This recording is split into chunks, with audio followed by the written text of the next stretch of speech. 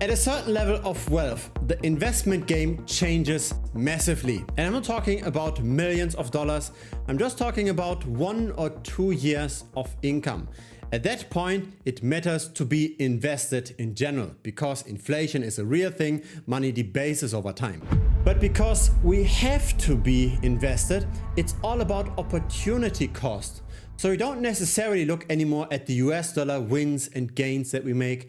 We just look at what kind of investment at a particular point in time is better than other investments. And so in this video, we're going to look at Ethereum. Is Ethereum now a better investment compared to Bitcoin, compared to Solana, compared to other altcoins? Because while Ethereum was able to attract some capital in the last years, we are not yet at the all-time highs of DeFi summer. So this is the total value locked on the Ethereum chain. In the year 2021, decentralized finance grew massively, but then came the big implosion of Terra Luna and subsequently FTX. That started the bear market. Now we turn around again, but again, we are not yet at the all-time highs. It's interesting though that the trading volume on the Ethereum chain is at very similar levels to the peak of DeFi summer. So while there might not be as much capital, the usage of that capital is very high. So the decentralized exchange trading volume is in green, the total value locked is in blue, and this is the chart in US dollars. But we can also have a look at the exact same thing measured in Ethereum. So this way we cancel out the movements of the Ethereum price. We just look at usage of the chain. And again, of course, DeFi summer saw a lot of adoption, then came the crypto winter, and now the recovery. And during all of that time, the trading volume measured in Ethereum was relatively constant. In fact, the number of transactions actually grew. The number of transactions is now higher than during the peak of DeFi summer, but the trading volume in Ethereum is pretty much constant. What that means is that there's more transactions for smaller amounts. That might be partially at least arbitrage bots and automated trading, because those charts don't make any difference on who's executing the trade, right? Is this a human or is this a machine that's doing the trade? We can clearly see that Ethereum has gone a long way. The reason why a lot of people wanted to get alternatives to Ethereum, the reason why Solana took off was because of the gas fees. But have a look at the gas fees now measured in Ethereum compared to DeFi summer. It went down a lot. Again, while the number of transactions went up. And so while there's a real chance that Ethereum might bottleneck again in case we see massive quick growth, currently we don't see that bottleneck at all. All the technical updates in the last years have been very successful. They really brought down the cost of transacting on Ethereum. Now, why do those charts even matter? Why are we looking at these kind of adoption metrics, at the usage metrics, etc.? It's to gauge how constant the demand for Ethereum might be. Because Ethereum gets burned every time it's used, and so the supply can shrink. There is an Ethereum creation process, so a new Ethereum gets issued through staking, but there's also a destruction process through the usage. If Ethereum sees continued usage over time, and when it then crashes, this might be an opportunity to buy, because in the end, we want to buy assets on the cheap that are still long-term fundamentally solid. For example, have a look at this. It's the number of active addresses over time, and this never went down, even though the total value locked of the chain did decline a lot, right? It went down by 60–70% measured in Ethereum. The number of active users never declined to that degree. And because of that constant usage, a turnaround in the total value locked was able to happen, right? If in the end nobody uses Ethereum anymore, then of course the price can continue to go down forever. But luckily, that's not what we see. Yes, the market did get spooked after Terra Luna collapsed and after billions of dollars evaporated with the UST stablecoin. But since October of 2023, money is flowing into the market again. And what we see here is now the stable coins on the Ethereum chain. So that's the line in turquoise. And when that's going up, money is getting into the space and crypto prices tend to rather rise than fall. And so clearly what we get from this data is that at some point, if Ethereum is cheap enough, it might make sense to buy. But is it cheap now? let's have a look. We are not interested in this here. This is just a US dollar chart of Ethereum. But again, once investing becomes about opportunity costs, once it's not just about US dollar gains and wins, when it's only about what asset to buy, we have to look at relative valuations. It's about the question, do we buy Ethereum over Bitcoin, over Solana? What's the best option? So Ethereum in US dollars doesn't help us much. On top of that, this is a linear scale, so we can't really see what are the percent returns, because a 300% return looks like this at the bottom of the chart, and it looks like this at the top of the chart. So instead of looking at the linear scale, a logarithmic scale is always better. Now the vertical distances show the same percent changes. But again, the issue is correlation, as in when Bitcoin is going up, Ethereum tends to go up as well. When Bitcoin is going down, Ethereum and all the altcoins, by the way, go down as well. And so just looking at Ethereum in US dollars doesn't help much. What we see here at the bottom now is the Bitcoin price. And again, when Ethereum goes down, Bitcoin tends to go down as well. When Ethereum goes up, Bitcoin tends to go up as well. So really, what's the better asset here? It's not that easy to tell just from those US dollar charts. It's much better to look at Ethereum relative to Bitcoin. So that's this chart here. This arrow over here is the move from proof of work to proof of stake. So while the tokenomics of Ethereum improved at that point, there was all this anticipation and all the hype up to that point. And then people started to take profit, and that then turned into a long-term, full-blown underperformance. Ethereum underperformed Bitcoin by almost 80%. But since middle of April, we are seeing a bounce. A very similar chart is over here. So this is now the Ethereum dominance. Dominance charts show how much of the entire crypto market cap is in a particular asset. So how important is that asset relative to the rest of the space? And this gives us now a much cleaner reference point for opportunity costs. While the Ethereum US dollar price might have gone up during that time, it still performed worse than the rest of crypto. And what's nice about those charts is that very often bottoms and tops tend to align. Sometimes Ethereum is very much favored by the market, and sometimes nobody likes the asset. We tend to be in a trading range, and just based on this chart, the upside is still very large. Ethereum could outperform the rest of the market by more than 40, potentially even more than 115%. Now, I'm not sure if Ethereum can outperform the rest of the market by more than 2x.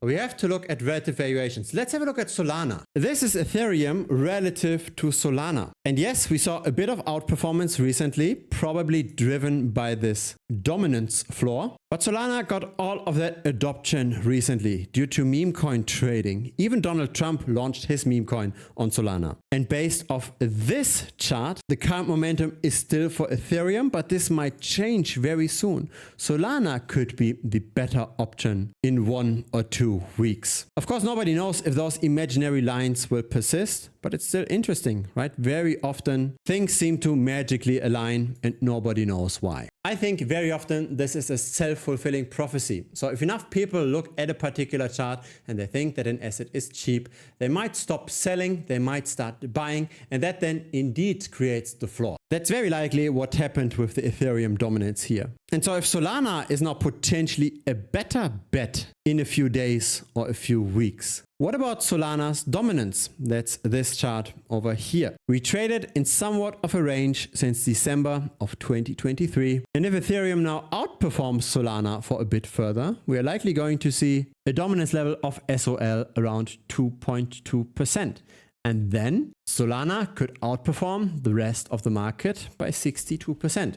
This is probably where the real opportunity now lies. Yes, Ethereum has more way to go, but potentially Solana can even outpace that. I have made a video specifically on Solana just a few days ago. Feel free to check that out on this channel here. Now, the vast majority of people in crypto approach the market in the wrong way. Most people try to find those multiple X returns. They try to find the few assets that make outsized win. But this is clearly a game against the odds. most altcoins tend to go down massively. A 70% decline over here, another 80% over here. It's all double-digit losses. Now, the common counter argument is that maybe we don't just buy 1 or 2 altcoins, maybe we buy multiple and then we might get that high flyer as well. But the problem is that diversification, so spreading the risk across various assets, does not work with altcoins.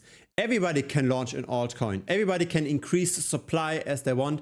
And so in aggregate, the altcoins tend to do worse compared to Bitcoin and Ethereum over the long term. What we've got over here is the others dominance. So how much of all of crypto is in the altcoins that are not in the top 10? And 3.5 years ago, this was still at 19%. Now it's below 8%. So had you invested in a broadly diversified basket of altcoins, you would have on average underperformed the market by 60%. Instead of trying to find the needle in the haystack and most likely lose, at least in the long term, isn't it better to try to get the odds in our favor? If most things don't perform that well compared to Bitcoin and Ethereum, if a lot of altcoins inflate in supply over time, so supply grows faster than the demand, then why don't we bet on relative valuations? It's a bit more complex of a game, but I believe that this added complexity does help. We want to make our investing as simple as possible, but not simpler than that. And so here I am doing something differently to most other YouTubers. Most crypto YouTubers, they just show one single win. They say, here, I made some money over there. Just trust me, bro. Very few are willing to share their trading history. Now, here's my trading history on Hyperliquid. This is where I started trading decentralized perpetual futures. This is the profit and loss. And the maximum drawdown was only 5.1%. Now, obviously, I'm not going to share my positions open here on YouTube. That's part of the premium membership. It's down below. It's thebitcoinstrategy.com. Now, the issue with trying to pick the winners is, of course, that we have a very low chance of succeeding. But the beauty of crypto is that it's still an incredibly inefficient market. People always say that capital markets are efficient, but in the end, it's the people that make it efficient. So if you know more than the average market participant, if you do more research than most people, if you're part of a group of people that do more research than the average market participant, then we can win. Then we are the people that make the market efficient, then we are the ones that make the profit. For example, this here. This is pure inefficiency. This chart shows the balancer token relative to Ethereum.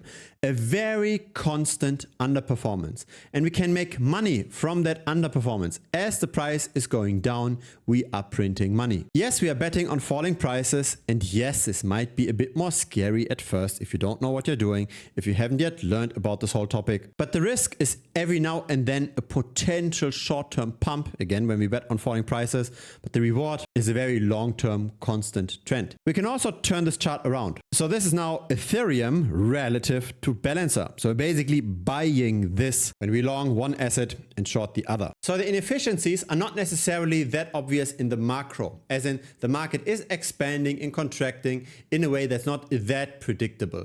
But the relative valuations are much more predictable. The risk to reward in a chart like this is quite obvious, isn't it? People make all kinds of mistakes. People, for example, also just leave their stable coins in their wallet. Right? Let's say you trade actively, you've got some stable coins, and you don't use this for anything to add some additional return. That's also a mistake. For example, here we can get 15% APR by providing liquidity to Hyperliquid, the largest decentralized perpetual futures exchange. It's comparatively safe. It's definitely worth the risk for 15% APY. And so this is then the feedback that I get in the chats. It was the first nice trade. Thanks, Gerhard. Then over here, a few more positive trades, etc.